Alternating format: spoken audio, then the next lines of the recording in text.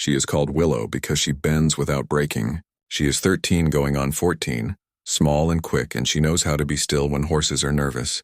The southern plains are her home. The land rolls like a great blanket, yellow in the dry season and silver when the moon comes up. Her family's camp sits near a slow creek that runs shallow now, with water clear as glass in the deepest pools. Each morning she wakes to soft sounds. The rustle of hides, the breath of ponies, the whisper of her mother's hands working along a seam. She loves these quiet beginnings. She loves the way sunlight slides across the grass and turns the world warm. In the dry season, the work never stops. Willow helps her mother stretch hides, scrape them smooth and rub them with fat to make them soft. She knows where to find good branches for frames and which stones grind best for color. She hums as she works, little tunes that her grandmother used to sing. Her grandmother's voice is still in her head, a calm river voice that says, "Keep your hands steady and your mind soft, like clay." When the work is done, Willow walks the line of picketed ponies. She speaks to them in a low tone, calling each by a name she chose herself. Cloud has a white spot like smoke. River's mane falls to one side as if the wind lives in it. Sprout is young and easy to startle, but Willow can rest a hand between his eyes and make him sigh. These days feel heavy because the world around them is changing. The buffalo are fewer, and their tracks are old when Willow finds them. Cattle trails cut across the prairie like long scars. Far off, men with hats ride near wagons. Sometimes soldiers pass, their wheels clicking, their faces fixed on the horizon. Her people move with care. They camp near water and rest the horses often. At night they tell stories, not only of the old times but of what is new and how to live with it. Willow listens with wide eyes. She is not afraid, she tells herself. She is only watchful. She tries to read the sky, the ground, and the way birds choose to fly. A hawk circling is a sign of rabbits. A cluster of crows means there is something to avoid. One afternoon, as the sun slides lower and turns the grass to gold, Willow is sent to bring in Sprout from a patch of shade.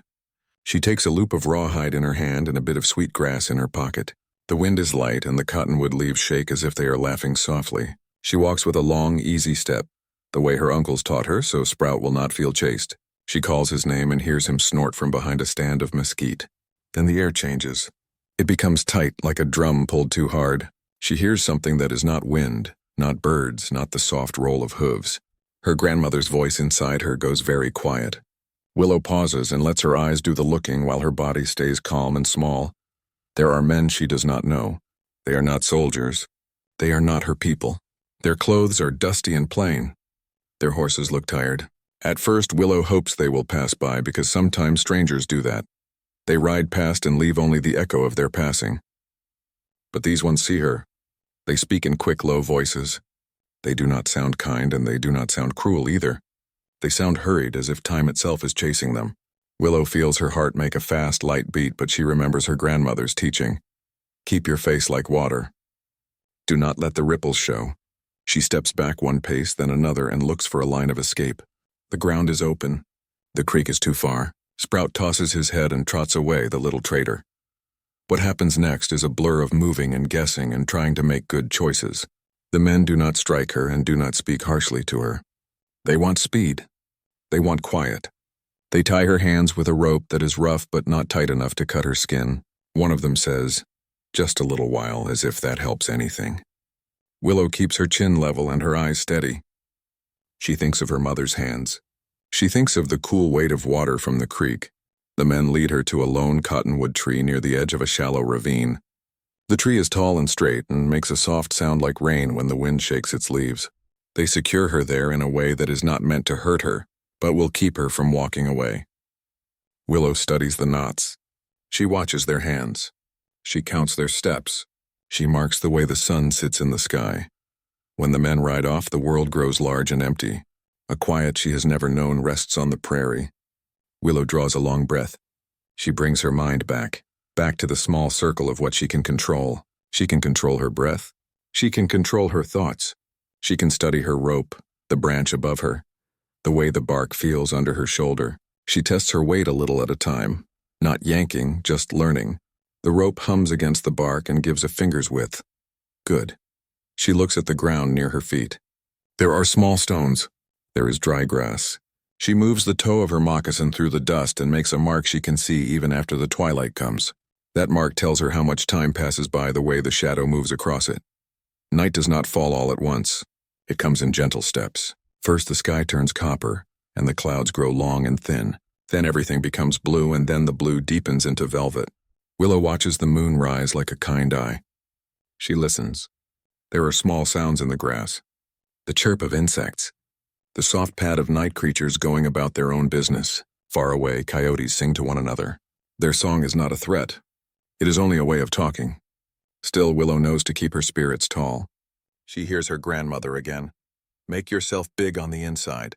She clears her throat and hums a tune to steady her heart. She speaks slowly under her breath about the river and the ponies and the touch of sunlight on a bowl.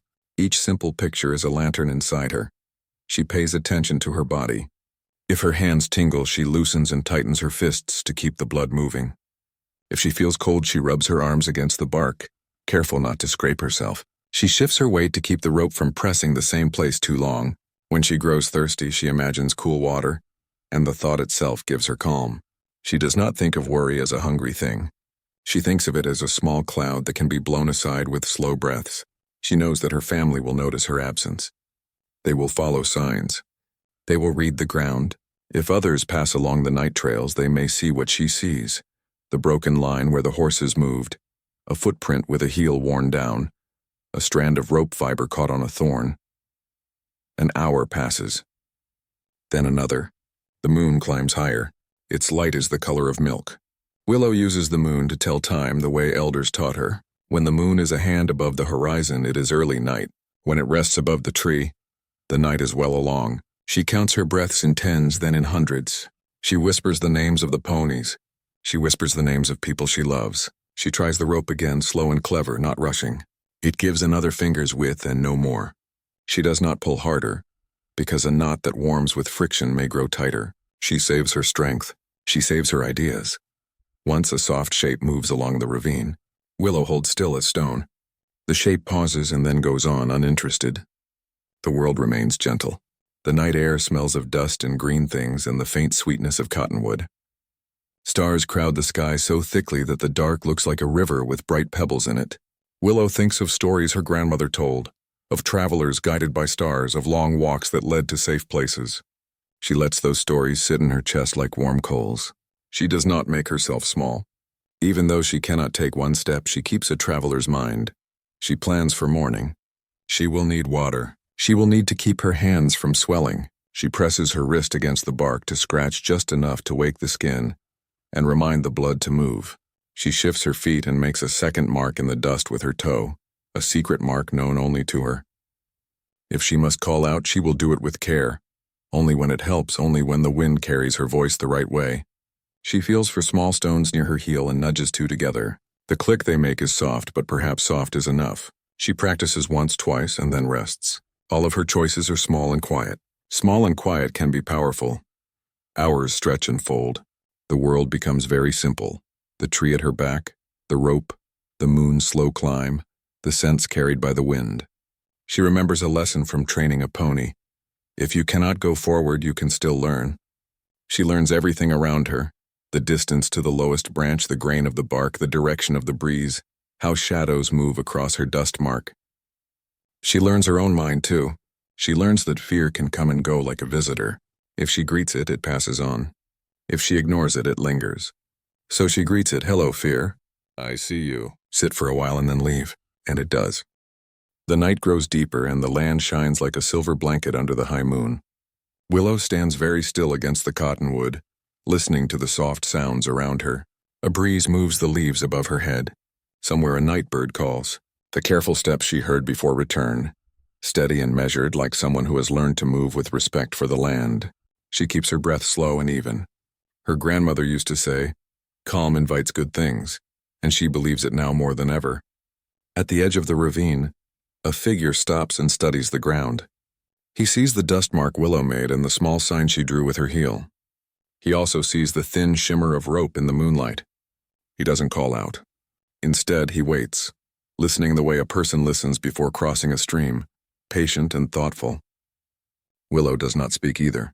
She lets her presence be known in a gentle way. She hums two soft notes and lets them fade, like the echo of a memory. The man moves closer by small steps, and when he is near enough that she can see the shape of his hat and the easy way he stands, she knows he is a trailhand. A cowboy who reads tracks and weather and the moods of animals for his living. His name is Tom Bennett, though Willow only learns that later. Right now, he is simply a steady helper. He tilts his head as if greeting the tree itself, and then he looks up to measure the low branch and the path of the rope. He does not rush. He thinks with his whole body, the way a person does when a mistake would make trouble. In a quiet voice, as polite as if he were at a door, he says, "I'm here." Willow nods. She notices how he places his boots on the ground with care, and how he keeps glancing outward, reading the night like a book. She decides he is a person who tries to do the right thing in the right way. There is a moment when everything holds still. Wind, stars, leaves, breath, like the prairie is taking a long, hopeful pause. Then a crisp sound breaks the silence, sudden but controlled, not wild at all. The rope jumps. For a heartbeat, Willow doesn't understand. And then the line that held her slackens and slips free. She stumbles forward, surprised, and catches herself against the trunk. She is free. Her wrists tingle with relief as she rubs them gently. The man steps back to give her space, the way a good horse gives room to another in a narrow pass. He offers a folded cloth for her wrists, a clean bandana that smells faintly of sun and dust and soap. "Can you walk?" he asks, and his voice is kind without being sorry. Willow nods again. She is careful with her first steps, like a foal learning the ground. Her legs feel light and strong at the same time. She thanks him with a quiet, "Yes," and then another word in her own language that means gratitude deeper than one breath can hold. He seems to understand even if he doesn't know the exact word. He tips his hat in a small bow that says, "You're welcome," and also says, "Let's move wisely." Willow follows him into the ravine's soft shadowed path. The rocks are smooth where water once ran strong, and the sand holds a line of footprints like careful writing. Tom chooses each step with the same care he used a moment before. He keeps them close to the darker edge where the moonlight thins out. He doesn't ask many questions. He knows that sometimes when a person has just met trouble, too many words feel like a heavy blanket. He talks with his actions instead. Steady pace, gentle glances, a quick scan of the trail now and again.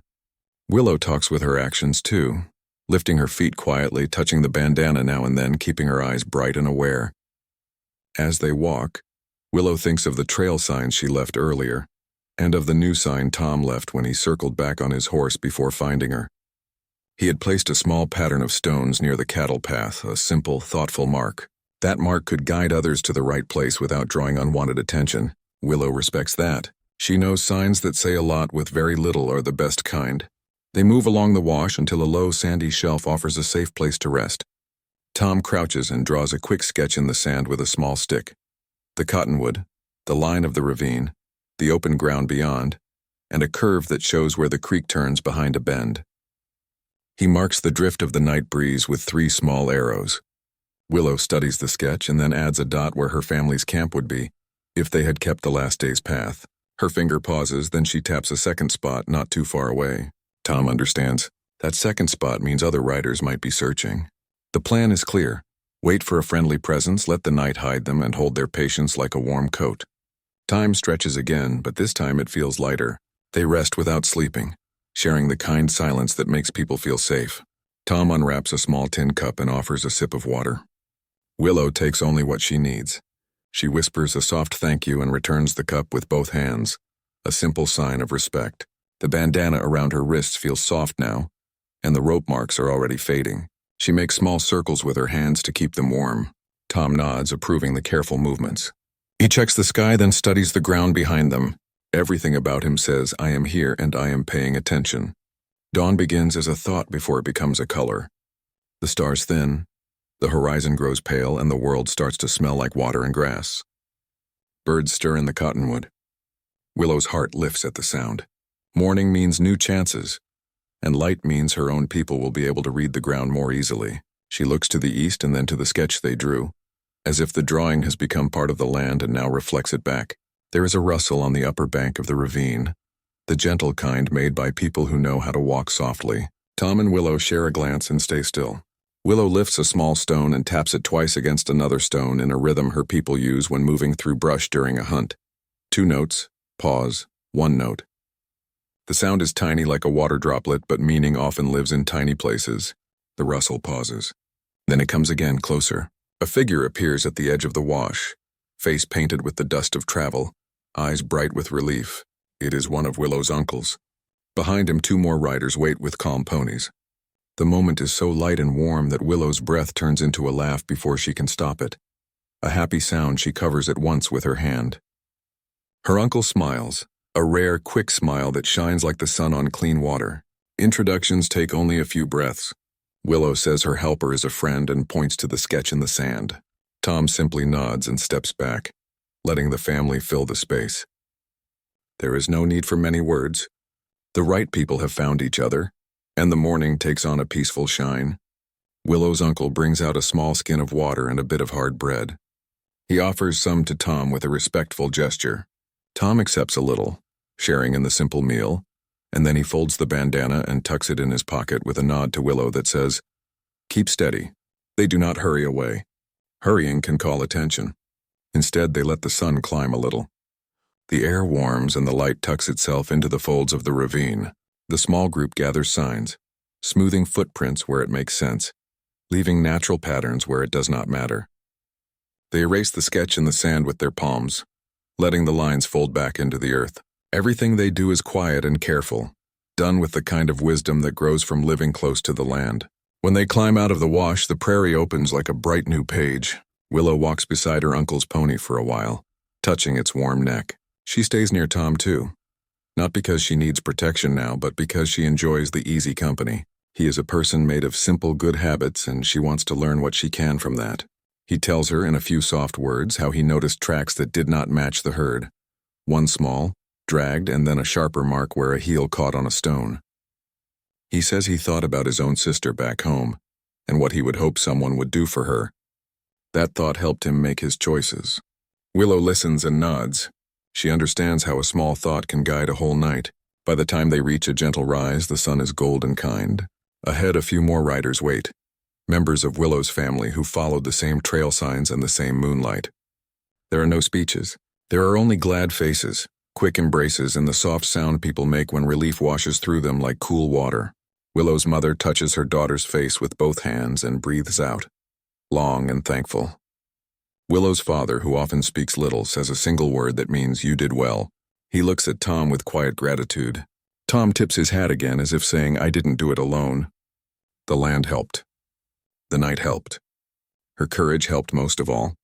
They share a small meal on the rise, dried fruit, flatbread warmed on a flat stone, and sips of water.